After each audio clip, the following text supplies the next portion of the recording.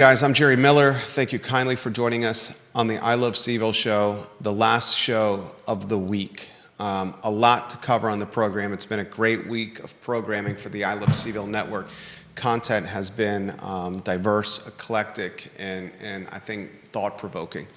A lot I want to cover on today's program. We will talk on today's show about hazing at the University of Virginia, Kappa Sig, a noteworthy, prominent, historically prestigious fraternity at the University of Virginia, is now terminated at UVA. It could potentially return to the University of Virginia, but not until 2028, 2029 at the absolute earliest. I'm going to ask you this question, viewers and listeners. Hazing at UVA, and I'm going to speak from a firsthand perspective as a man who went through hazing at Phi Kappa Psi at the University of Virginia, the big fraternity at the end of the Mad Bowl, maybe the most iconic one from a positioning standpoint. The hazing that Kappa Sig did to its pledges is the same hazing that I went through 20 years ago as a goat or pledge at Phi Kappa Psi. I want to ask you this question. If hazing is the same at UVA, why is the response to said hazing so significantly different? Is that a reflection of culture and society today? The hazing really has not changed. The types of acts that first-year pledges are doing to get into a fraternity that yields relationships, upside, networking, business opportunity for decades to come once you're in. The activities these pledges are performing are pretty much the same. But the response from society is 180 degrees different. I'm going to make a ballsy statement here. The likelihood of fraternities at the University of Virginia withstanding the test of time, and I will characterize time as we're in the year 2024, about to enter the fourth quarter of 2024. Let's just say from now until 2030, I think the likelihood of fraternities at UVA withstanding the next 6 years of sustainability, I would put it at a below 50%. At what UVA is today, at what Jim Ryan's university is today. A lot we're going to cover on today's program. There is a Rockingham County teen that has made bogus threats to a public school in Rockingham County. Multiple bogus threats. These hoaxes, these phony threats to public schools, to say it's running rampant is to say you need oxygen to survive. They are out of control right now. We talked on Wednesday's show, a sheriff in Florida is doxing the preteens and teens who are making those bogus threats, putting their name, their picture on the social media channels of the Florida police chief's jurisdiction. What can we do about this? And I'm going to ask a follow-up question.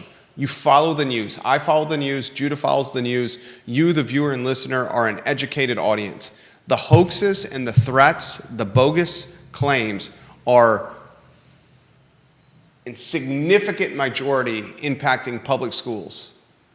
Why are they impacting public schools at such an aggressive clip, but we hear none of this in a private school situation? And we would hear about this in a private school situation because the police show up. And when the police show up and that is called into the scanner, the news hears about it. And this is low-hanging fruit for news outlets to report upon. So I want to ask you that question. Why is it impacting public schools and not really private schools, these bogus threats? I think there's a good answer to that. Ginny Who's already got some perspective that she wants to share. I'm going to get to Ginny's tweet in a matter of moments. I have an email that was sent to me yesterday, a regular listener of the I Love CVille Show, a small business owner in this community, 3 generations, 60 years this business has proudly served the community. He's offered a survival playbook or inside the numbers type deal of what it's like to be a small business owner via email. Get ready for this one. We're going to talk on today's program the importance of UVA's game against Coastal Carolina.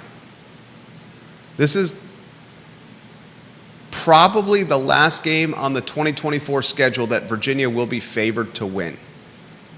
Wow. I want you to hear what I said. ESPN's Power Poll, its metrics tracker, as of now, this is the last game Virginia's favored to win on the schedule. This is a must-win game for the embattled head coach, Tony Elliott. I want to remind all the viewers and listeners that the Jefferson Council, the president of the organization, will join us live on the show on October 3rd. I encourage you, the viewer and listener, to go to the Jefferson Council website, jeffersoncouncil.org, click the news tab on the menu bar, and read the blog post titled UVA Board Stacking the Deck for Another Year. It pretty much outlines how the ghost of former Governor Ralph Northam still runs the BOV, creating a Teflon Don scenario for Jim Ryan, a fascinating read by James Bacon. A lot we're going to cover on today's program. Like and share the show. We'll give some props to Pro Renata Judah, the beer baron, John Shabe. He goes from dentist to beer baron. John Shabe and Pro Renata are building a significant footprint, a significant position with Pro Renata. Their Crozet location has been a destination for my family and many other families.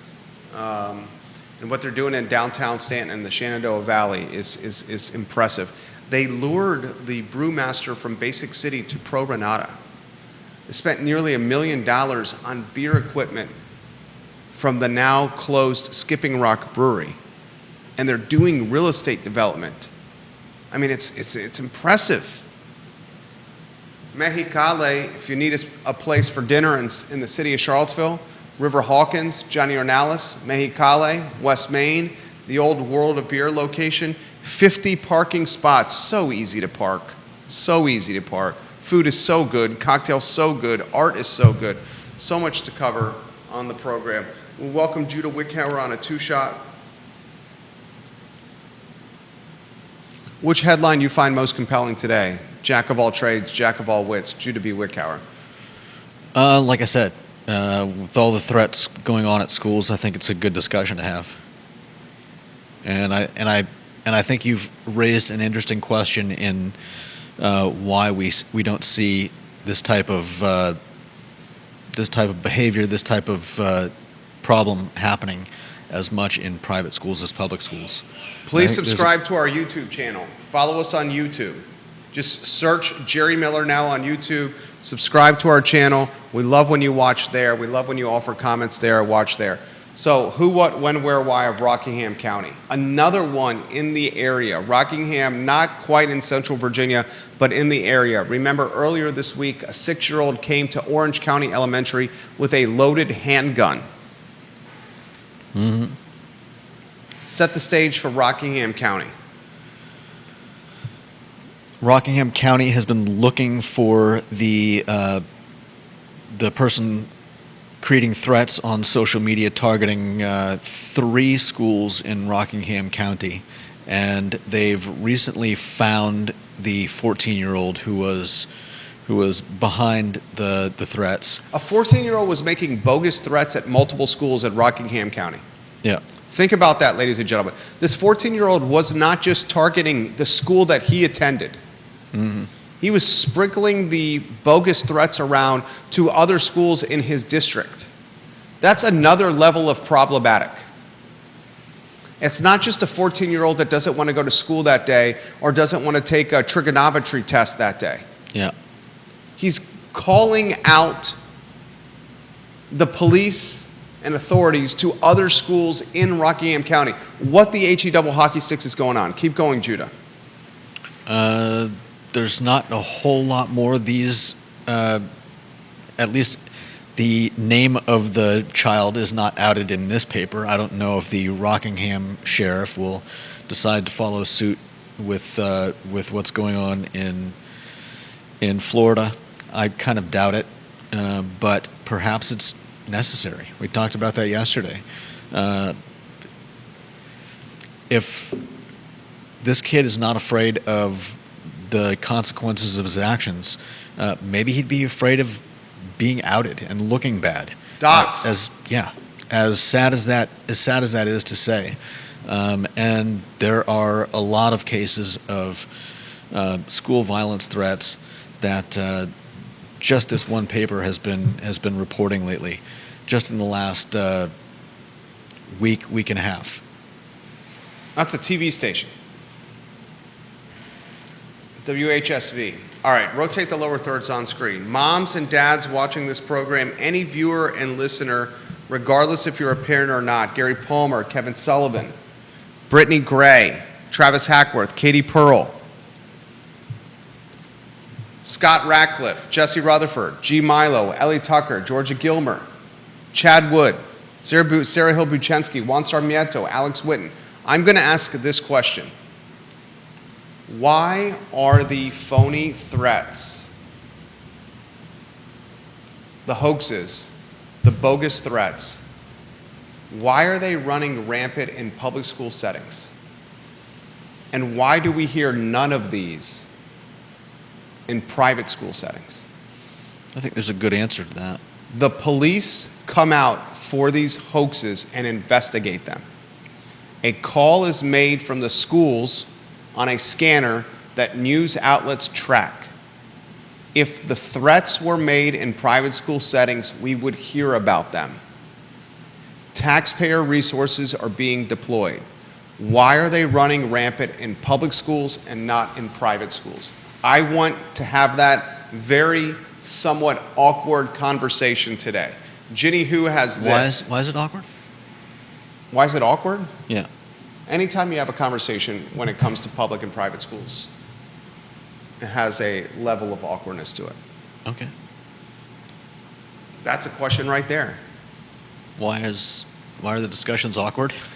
Why are the private and public school conversations awkward? I don't think it's awkward, but I think you don't have kids. I'm You're not not. How often do you have these conversations outside of the show? I'm still not sure why it would be awkward. I'll leave that to the viewers and listeners. Ginny Who says this. Because there are more likely to be consequences and follow-up by private schools. When I was at Nansman Suffolk Academy, there were multiple bomb threats, and those were tracked down and nipped in the bud very quickly. Yeah. Your take on this, Judah? Yeah, I agree. And to add to that, I think public schools have far more leeway in how they can react to these situations. A student who is consistently showing that type of behavior is not going to be sticking around at that public school for very long. Where in the case of public schools often have overworked teachers, overworked staff, and far less leeway in what they can do. They're, in a lot of cases, I think, probably not allowed to You could expel a kid for calling a bomb threat to school. You can, but how often do you think that actually happens?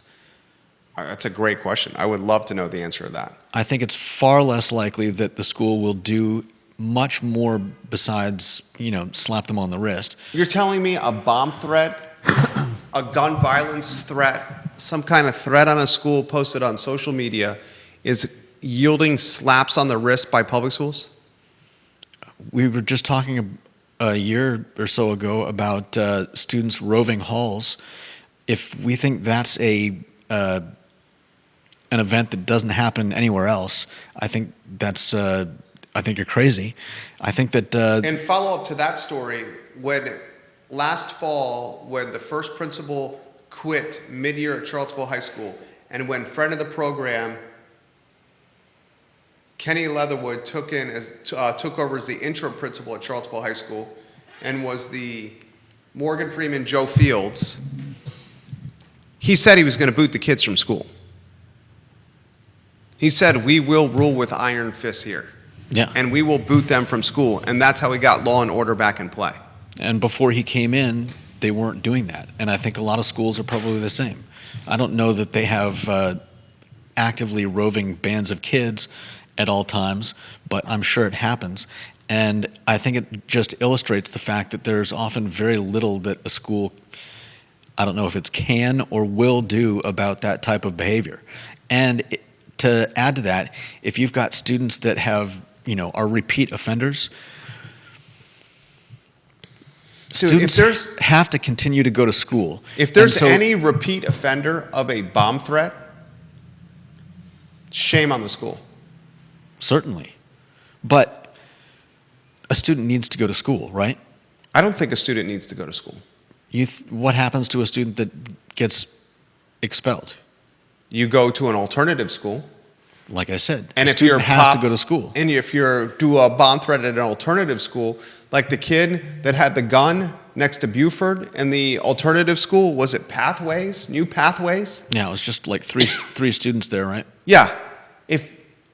If that kid is still in the alternative school and he brought a loaded gun to his last chance resort and he's still there, shame on New Pathways. Where do they send them after there's nowhere else to send them? Who's going to figure it out? That's the problem, I think, is that the schools... Figure it out. I don't know if they're not allowed. No, the kid needs to figure it out. The family needs to figure it out. Well... One kid can't hold the majority of the student body hostage. I agree. Because of behavior. I agree, but saying figure it out is not an answer. I disagree. It's just a pat... It's not an actual... You're not discussing what's going to happen. They should not be allowed back in the alternative school. They should not be allowed back in the school system. That may be. They should then fall. That may be true, but do you actually think that the schools are going so far as to say, "Look, we can't have you anymore"? Janice Boyce Trevelyan, I'm going to get to your comments. Juan Sarmiento, I'm going to get to your comments. I'm asking this question. Here are the questions I'm asking you, the viewer and listener. And these are very serious topics. The phony hoaxes, the phony threats, the hoax threats are out of control. They cost taxpayers money, and even more damning than costing taxpayers money, they are keeping a generation of students from learning properly and keeping a generation of students in a fragile state, almost walking on eggshells. Like, what is going to happen this week? When are we going to see police with guns on our campus for what could be real or could be not? Yeah. And the scariest thing about this is the hoax threats marginalize the response or impact the response if it's actually a real threat. I was just going to say, thankfully, I don't think we've had a situation where cops were at one school for a threat when an actual shooter was at another school and they'd lost time or could have been there, could have saved lives. Praise the Lord that I don't think we've had a situation like that, but how long until that does happen? Rotate the lower thirds on screen on this topic. In the case of this Rockingham County teen, he's made bogus threats not just to the school he's attending, but to other schools in the Rockingham public school system. Mm-hmm. He's called or claimed or published on social media bogus threats. They finally tracked him down. That's a different level of different level. I'm going to cut to the chase. That's a different level of criminal. Doing it at the school you attend and then doing it at other schools that you're not attending is a different level of criminal. And I hate to bring this up because I don't want to give someone ideas, but what happens when the next psychopath gets the idea to call in a bunch of threats to other schools so that the response time will be longer at the school where he actually intends to show up? That's terrifying. Terrifying. Terrifying, terrifying, terrifying. I'm asking this question. Question number one, why are the hoax threats impacting public schools at a much more significant frequency than private schools. You rarely, if ever, hear this impacting private schools. B, should the student who calls in the bogus threat be expelled immediately, not even given a second chance? C, if the public school system is giving the kid a second chance after making a bogus threat and the kid does it again, is the adult accountable for giving the kid a second chance? Who would you hold accountable? That's a question I have for you. Whoever ultimately made the decision? Yes. The principal? Superintendent? This goes up to the superintendent. Next question. How do school boards in 2024 manage this issue? If I was a school board member in 2024, this would be front and center of my action plan. Front and center. It would be right there next to budget. A lot to uncover, a lot of topics, comments coming in. Sarah Hill Buchensky, SHB. Her photo on screen. I respect Sarah Hill Buchensky tremendously. Mother of two. Parents that are sending their kids to private school are usually making huge financial sacrifices and therefore may be more involved and invested, literally, in their kids' education.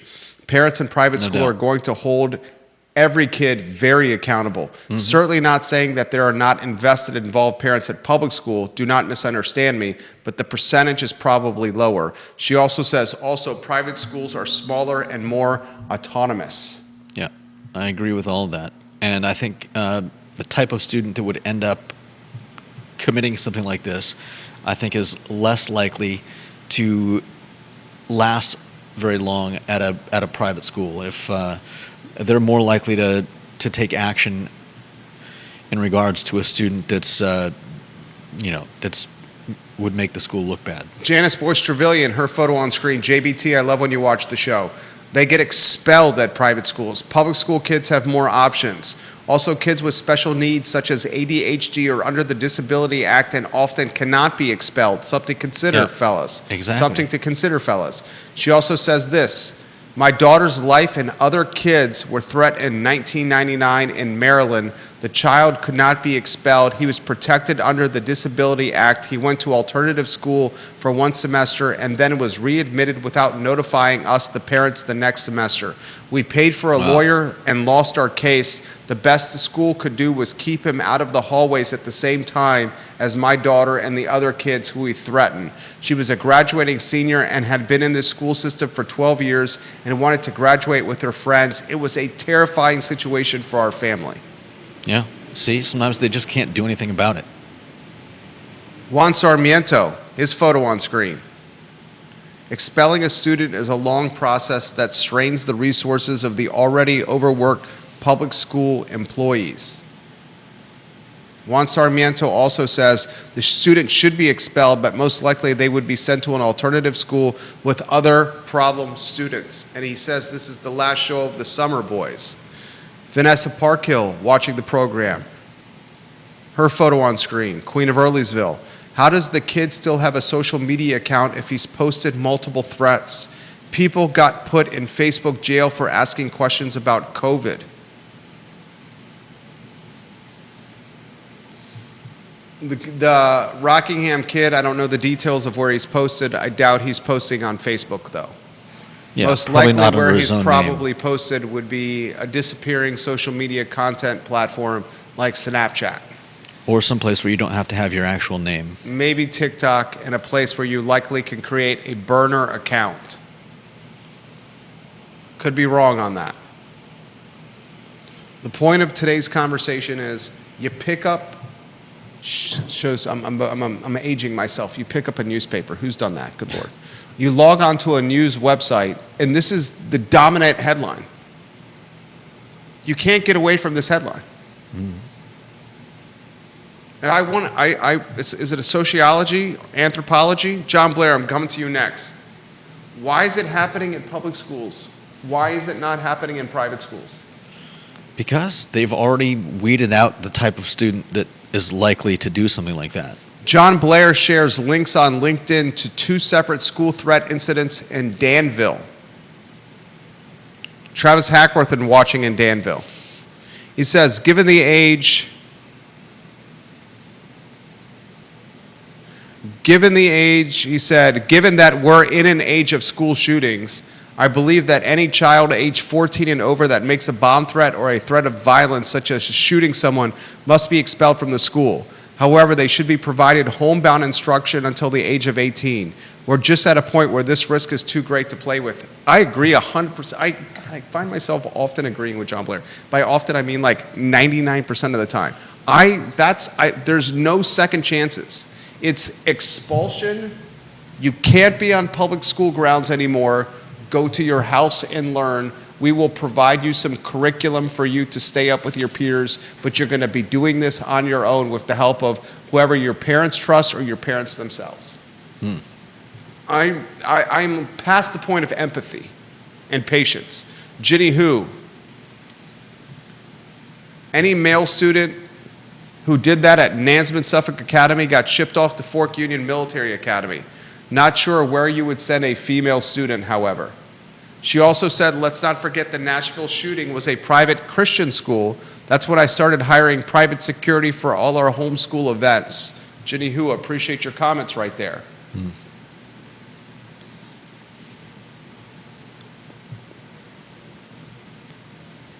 The Rockingham headline is disheartening, where the teenager's doing it to not just the school he's attending. This week, on Monday or Tuesday, my wife spent 2 or 3 days discussing the 6-year-old, the same age as our oldest, with a loaded gun in his backpack at Orange County Elementary. Yeah. That's in Central Virginia, folks. Multiple viewers and listeners let us know that in the spring, a kid brought a gun to the alternative school next to the Boys and Girls Club on Cherry Avenue by Buford. And the same week, a sheriff in Florida said, I'm done with this BS, and I'm going to dox the kids, even if it gets the department in trouble, on our social media channels if they do this. Their photo's going to be on the police Facebook page, and their name will be with their photo, and what they did will be on the social media post. So here's another reason we're probably seeing more of this in public schools than private schools. Here's a statistic from 2021 where there were about 11 million students enrolled in private schools in the U.S. versus 63 million students in public schools. So even if Cite your source on that. This is from Statista. Okay. So even if there's a greater sample, even if we just that's a point that needs to be made. That's even if we just hand wave and say that proportionally the same happens in both, then there would still be less going on in public schools. And as our viewers have said, private schools have more leverage and leeway in either getting kids with bad behavior to straighten up and fly straight, or getting kicked out. Whereas oftentimes public schools just have to put up with a student like that. And before we get off this topic, I'm going to ask this question, okay? Why have we not seen this topic on the agendas of school boards locally? Why haven't we seen this topic as a talking point with those in attendance at school board meetings? You don't think school board members would shy away from the divisive nature of something like this? Why would they shy away? Help me understand why.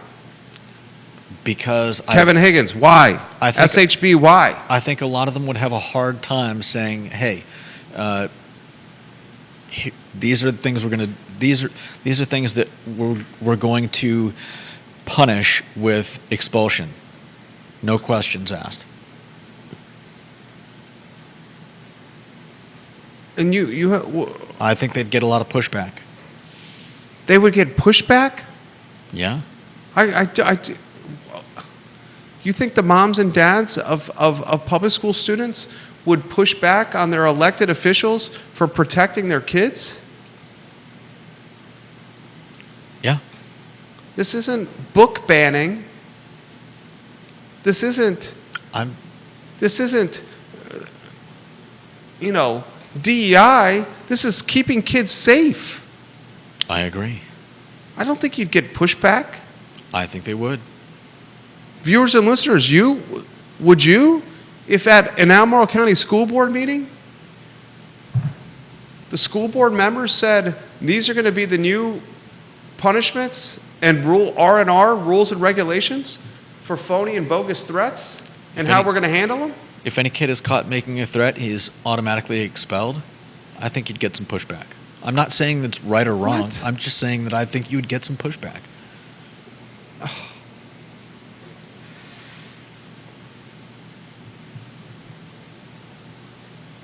I hope that was not the case.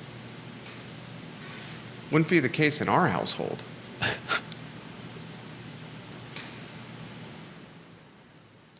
Good. I'm at a loss for words with what you just said there. That people in this community, parents in our community, would push back on school board members who have stringent or stronger punishment for students that call in bogus threats? That's the 2024 world we're living in now? Shame on people that want to punish kids for threatening violence at schools? That's what you're saying. I can't believe you're surprised.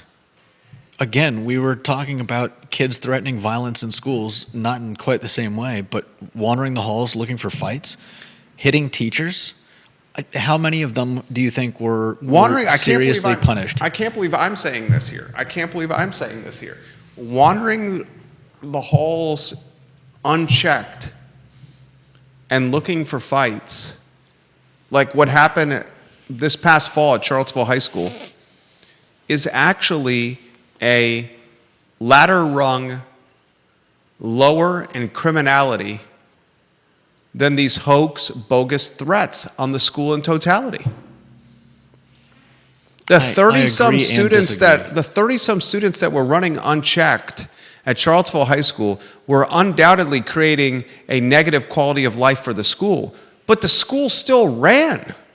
The hoax, bogus threats puts the school on ice and keeps it from running, and creates a police logjam of resources. Mm-hmm.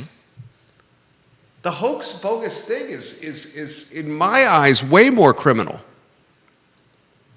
I don't necessarily And really, I didn't even want to say it, what you said, and I've been thinking 100% what you said, and I didn't want to say it of like calling the bogus threat over here and the real threat happens over there. That's effing terrifying, and that's something I've been thinking about 100%.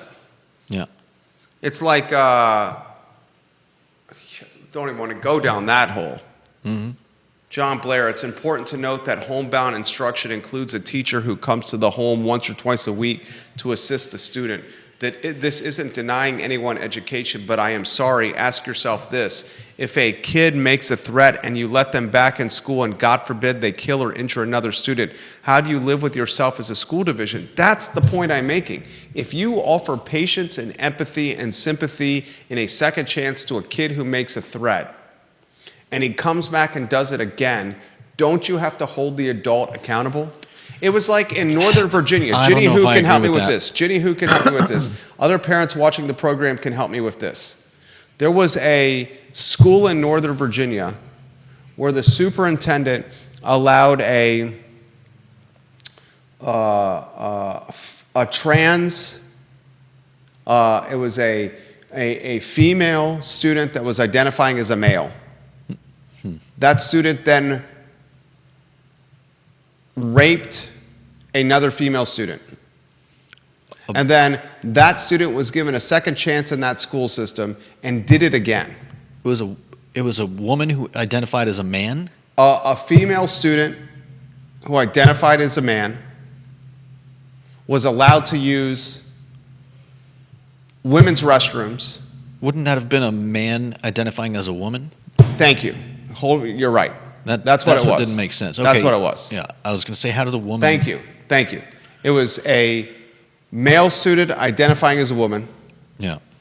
Was able to use the women's restroom, raped a female student, was apprehended, and then was given a second chance by the school system, and did it again. Someone share the link. That's terrible. Someone, that is an actual story that happened. Ginny Who would be able to share that link with me if she's watching in real time here. Any of the viewers and listeners, I can't Google that right now because I'm doing a talk show, but that literally happened. SHB says, wouldn't metal detectors alleviate all of this? That's why I get back to the statement I made yesterday about how would metal detectors alleviate because threats? If you have the metal detectors in place, you're able to cross-check the threat much easier. Like, how is the violence going to get in, the threat going to get in, the bomb going to get in if there's a detector at the front of the school? That's the point she's making. And after I made my claim about the metal detectors, remember I said, you walk through a metal detector at Scott Stadium, you walk through a metal detector at the John Paul Jones Arena, you walk through a metal detector at the Charlottesville Albemarle Airport, you walk through a metal detector at Davenport Field, you walk through a metal detector at the hospital, and Judah, you walk through a metal detector when you buy your lingerie for your special lady at Victoria's Secret. It's not a metal detector. No, it was for comedic relief at the time. Juan Sarmiento said, Jerry, that's not a metal detector. But detecting the underwires in the bras. Multiple other parents said, you also walk through metal detectors at all these other places. I want you to think about this. How many times minors walk through metal detectors all the time when they're not in school? They're walking through metal detectors at Charlottesville Public Schools at athletic events that are 250 people or more. That's the new rule. Yet, we have a big fuss about putting them at the schools. They're doing it everywhere. Everywhere. But they're not doing it at the place where there is the greatest density of people in one location at their most frequent part of their life. And have been places where these things often happen. The violence. You push back on me on that. You push back on me on that because you're creating a path to prison environment is what you basically said. I didn't say that I think that. I said that a lot of parents would likely think that. Maria Marshall Barnes, I agree holding students accountable and support immediate expulsion. Vanessa Parkhill says, how about clear backpacks before metal detectors?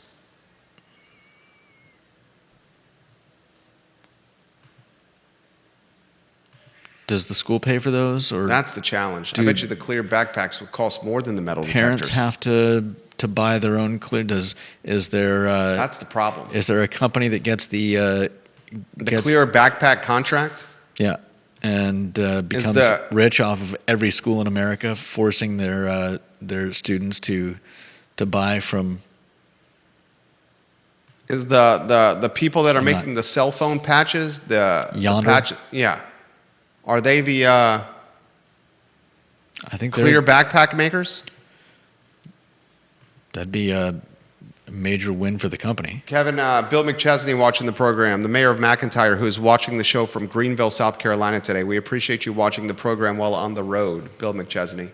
He says, put him in prison and we'll find out what happens. Oh, can't say that. Not going to finish.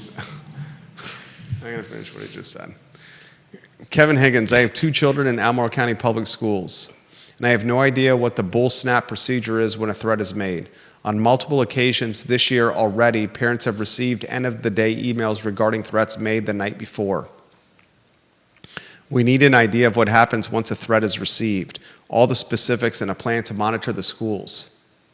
I think these threats require permanent expulsion with county assistance with mental health services.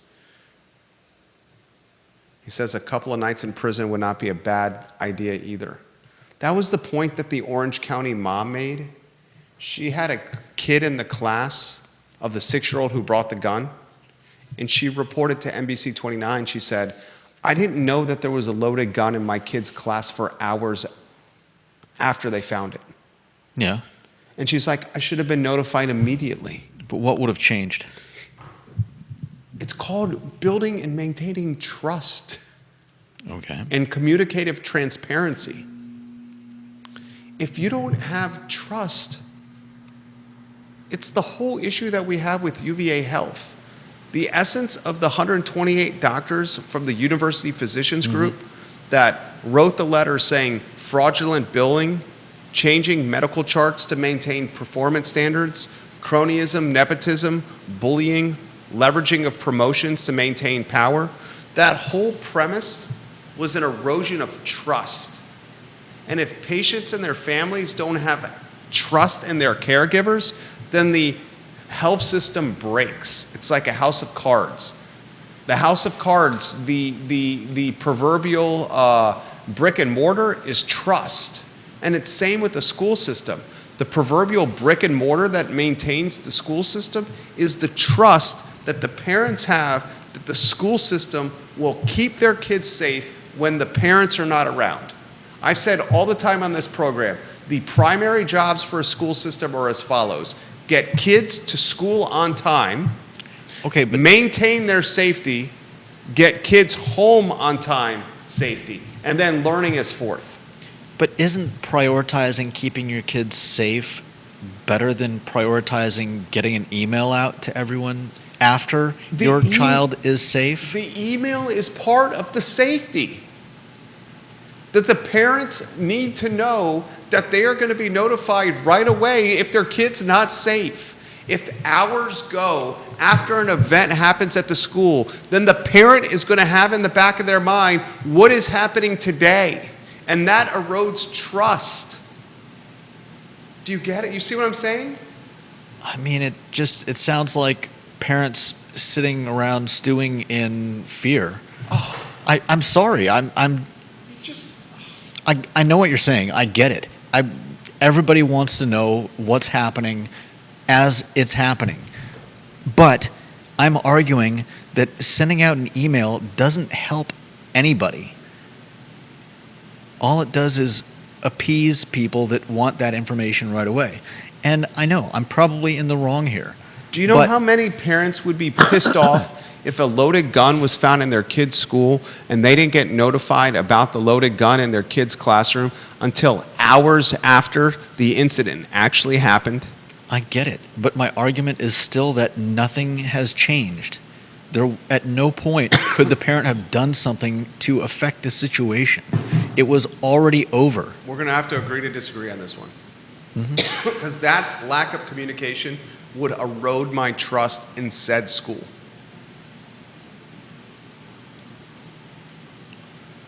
$120. We have other topics we have to get to.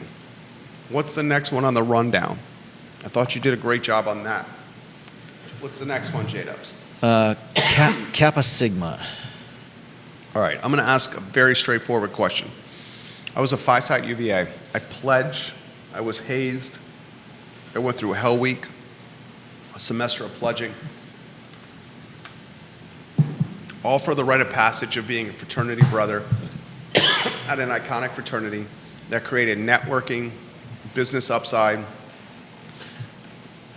parties, girls, live music, memories. From my standpoint, a half semester of hardship for the return on investment of 3 years, 3.5 years of networking and fun and brotherhood and connection, and then the years after that followed was worth it. Kappa Sig was a fraternity right across from Rugby Road from Phi Kappa Psi, the house I was in. Kappa Sig, a noteworthy and prestigious fraternity at UVA. Across from Chi Phi, another noteworthy and prestigious fraternity at UVA. Kappa Sig just got terminated by UVA.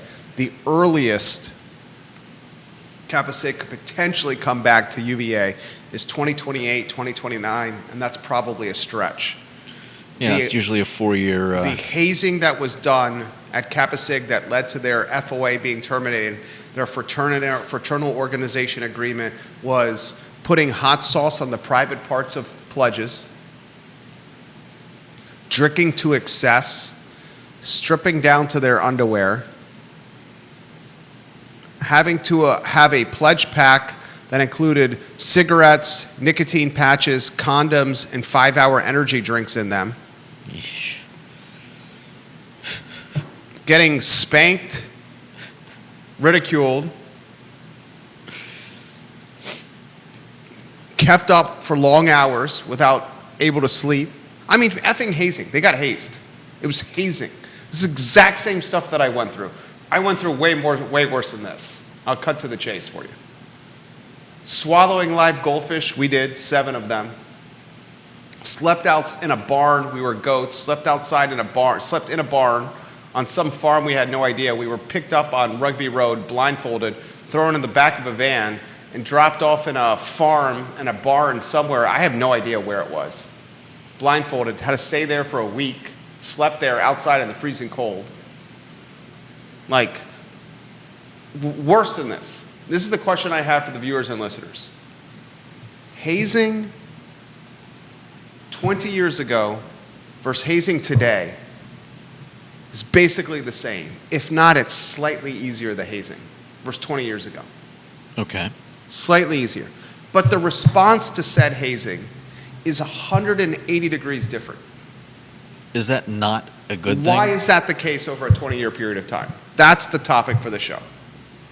I would say because maybe it's time we said, I'm sorry, just because past generations engaged in this type of behavior does not mean it's okay. Vanessa Parkhill, you're 100% right. The Kappa Sig headquarters is right here in Charlottesville. Right here. Right here. Right off of 20 South as you head to Scottsville. Yeah. Driven by it a bunch of times.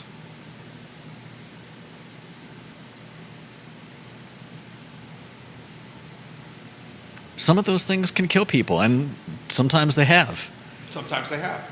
I mean, we're just talking about what is okay. Is it okay to leave a student in a school who's been creating threats? Is it okay to allow organizations like fraternities to endanger students' lives just the because? Student chooses to enter into that world. And so, how long before some fraternity gets the bright idea to create a what would you call it?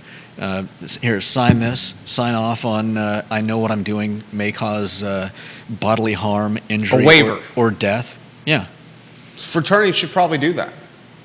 That would at least protect them. That's a genius idea. In a court of law, It's a genius idea. The waiver should do that. It probably still wouldn't protect them from getting their charter removed, but it might legally protect the leaders of the fraternity who were.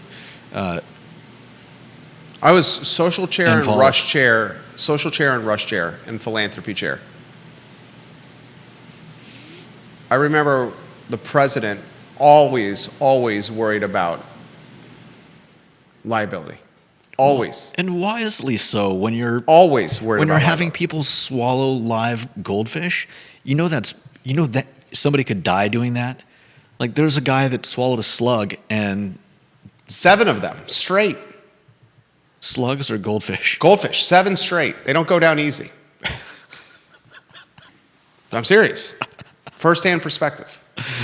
Oh man, I hope you're not defending this type of act. I'm asking the question. I know. It's a topic for a talk show. The hazing hasn't changed. Right. That's like But the response to the hazing has. Yeah. I mean, but that's like, and I'm not saying that you're pushing this idea, but that's like saying that we've always had racism, and so why is the response different now? It's because it's always been a bad thing. I'm asking the question. Mm-hmm. Pointing something out. Mm-hmm. I understand. SHB. I think the difference is kids of yesteryear may have been more mature and had real-world knowledge about risk than the kids now. I'll be honest, hazing terrifies me. Kids die when they drink too much, and no one is in capacity to help. Literally, kids' frontal lobes aren't fully developed yet. Yeah. Bill McChesney. When I was a teenager, there were certain unsafe events that happened outside of school that were out of any adult's hands. Some of these were lucky to survive. It was not hazing. The reason older people seem wiser is because we have run out of stupid things to do. Kevin Higgins. I was going to have fish tonight for dinner. I love that.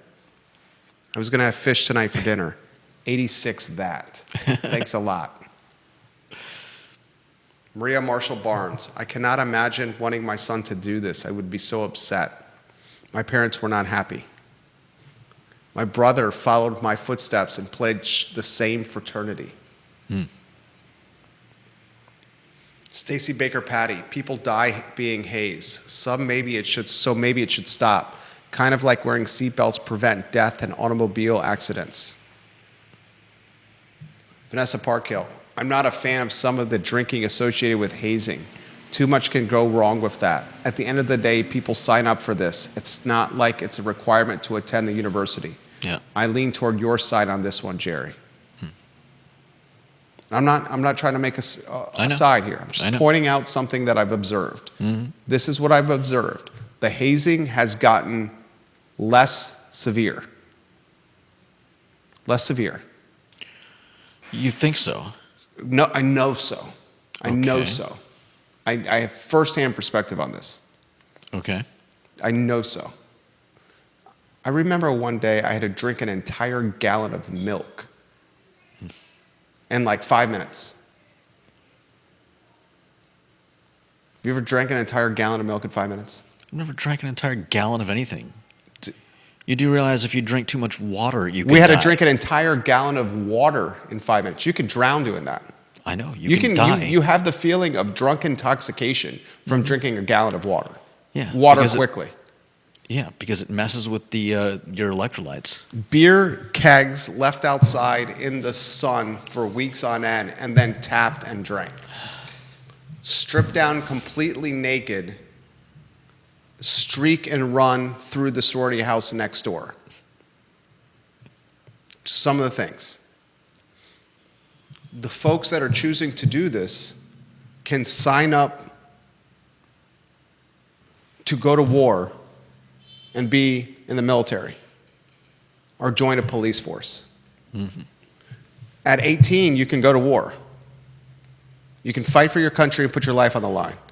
At 18, you can join a police force and fight a criminal in a back alley if he's breaking the law. At 18, you can go through a burning house as a firefighter and rescue people. Yeah. The same 18-year-olds are choosing, and frankly, in many cases, they're 19, because this is the second semester of their first year. So in many cases, they're 19. It goes rush, and then pledging doesn't happen right after rush. So many of them, large majority of them are 19. You're talking 19-year-olds here, are choosing to do this. Yeah. These are, by the letter of the law, adults here. Some for you to consider at your cocktail party this weekend. The hazing has gotten less severe, but the response to said hazing is 180 degrees different. And I'll close this topic by saying this. The likelihood of fraternities making it into 2030, into that decade at the University of Virginia, I'm starting to think is slimmer and slimmer and slimmer. I mean, and Judah made the point, maybe what it is, hey, we're not a fraternity. We're just a group of 40 guys that live in one house. And the new guys that want to live in our house and rent a room from our house have to sign this waiver that says you're going to go through this SHIT and you're not going to hold us accountable if anything happens to you. Imagine if you had to go through that kind of stuff. Same waivers is signed with the military. Imagine if you had to go through that kind of stuff to get into any apartment. Same waivers are signed when you go join the military. You're going to go through military boot camp hazing. Viewers and listeners, what's boot camp? Without the goldfish. What's boot camp? Don't sleep. How many people have gotten seriously injured at boot camp? Same thing. Same category. All right, next topic. Oh, let's see. Survival playbook message. All right, this was a message. I'm not going to let you know the business. He sent me an email a couple days ago, yesterday afternoon. I won't let you know the business name. We've been in business 60 years, third generation family. Third generation's actively running it. I love your show. I listen to it all the time. Says, I'm not exactly sure why I'm emailing you, other than to offer perspective about the Charlottesville community and the state of small business. He says, your venue and your platform offer a much-needed venue for our community. He says, the state of small business is not rosy. Elevated rent, tight margins, accelerated operating costs, insurance out of control. Says he's not whining, he's just passing along the facts, and wants to set up a meeting. We're going to meet the week of the 3rd of October here at the HQ, at our office. I want to close this topic with this. I'm going to paint a picture for you of the labor market being extremely expensive, the cost of goods market being extremely expensive, rents, commercial rents increasing 3 to 5% every year, the consumer complaining about high prices, and not having the disposable income to really spend as much as they used to. And the picture I just painted is that the small business faces. Think about that. Not to mention, on the other side of the picture, you've got Amazon, Walmart, big companies who have the economies scale and the advantages of vertical integration, and actively work to destroy small businesses in some cases.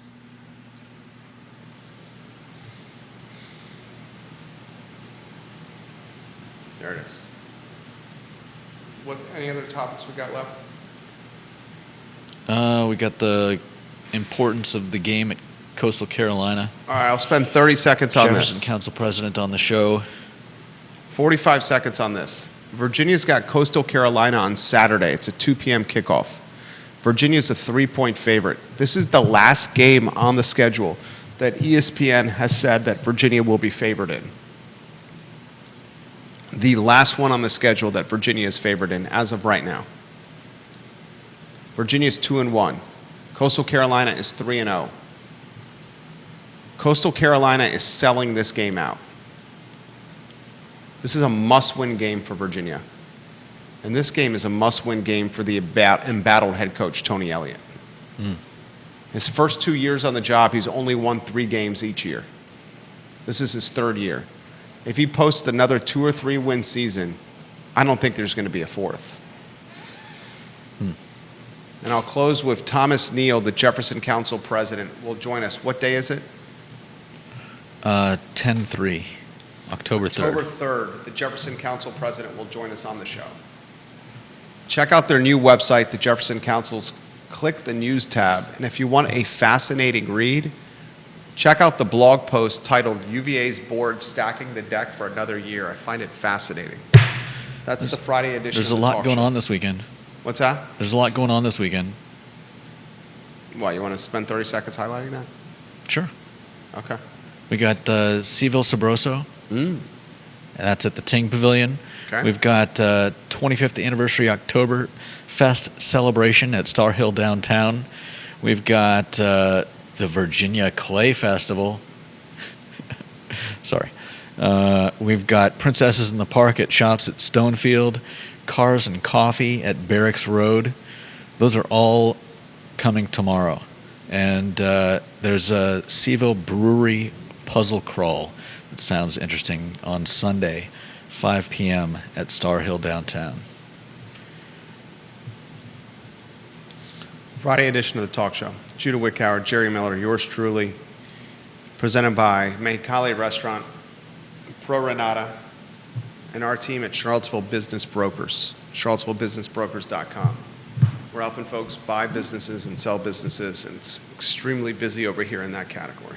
Thank you kindly for joining us. So long, everybody.